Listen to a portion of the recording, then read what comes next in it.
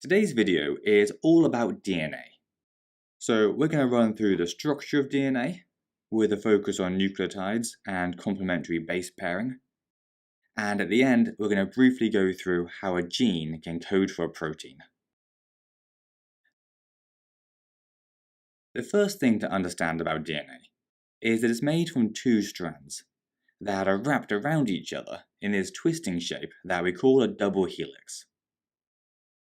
To understand the rest of the structure though, let's take just one of these strands, and then show it as a 2D diagram, as though it's been untwisted and laid out flat. So we're now looking at this section here of the original strand.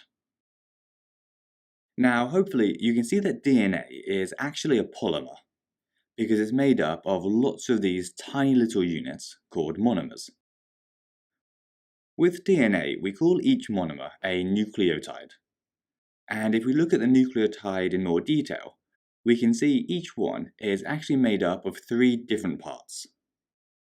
At the top, we've got a phosphate, which is connected to a sugar, and then on the side, we have a base. Importantly, every nucleotide has exactly the same phosphate and sugar. But when it comes to bases, there are four different types, namely A, T, C, or G, which stand for adenine, thymine, cytosine, and guanine. And this means that there are effectively four different nucleotides in DNA, one type for each of the four different bases.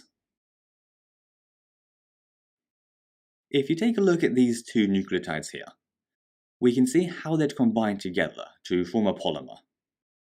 Basically, the phosphate of one nucleotide bonds to the sugar of the next nucleotide. And this process then keeps repeating for thousands of nucleotides, so that the sugars and phosphates form one long chain, which we call a sugar-phosphate backbone.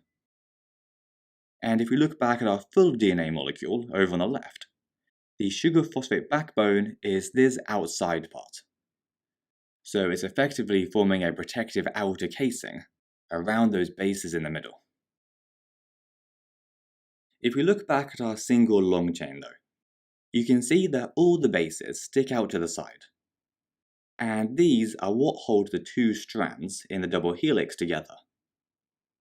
If we line up a second strand of DNA, facing the opposite way, you can see how the bases could pair up and hold the two strands together. Importantly though, only complementary bases can pair to each other. So A always has to pair with T, and C always has to pair with G. We call this concept complementary base pairing, and it allows us to figure out what the complementary sequence of a strand will be. For example, if we have a strand of DNA that reads A, G, T, G, C, T, T, A, C, then we can use this sequence to work out what the sequence of bases on the complementary strand must be. Because we know that A always pairs to T, and G always pairs to C. So we know that the first base on our complementary strand must be a T, because that's complementary to the A. Then the second base must be a C, because that's complementary to G. Then the third must be an A, then C, then G, and so on. As a last point, whenever you hear the term genetic code, it's the sequence of bases that they're talking about. And a gene is just a particular sequence of bases that codes for a particular protein. To do this, each group of three bases is called a triplet, and codes for a specific amino acid. For example, AGT would code for one amino acid, while GCT might code for a different one, and TAC would code for a third. To understand how this helps us code for a protein, let's take a longer sequence of bases and work through the steps for how it would form a protein. First, our cells would read this DNA base sequence as a series of triplet codes, which remember are 3 bases each. Then it would take the amino acids that each triplet codes for and combine them all in that same order. Then lastly, this long chain of amino acids that we formed will fold up all by itself and form a protein.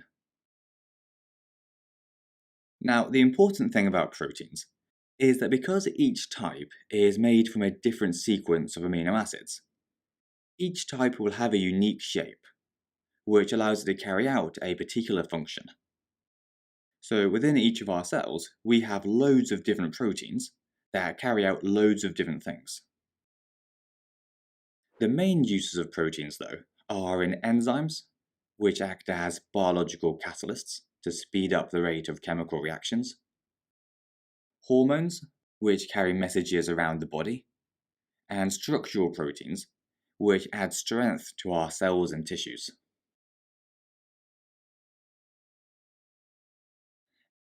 Anyways, that's everything for this video.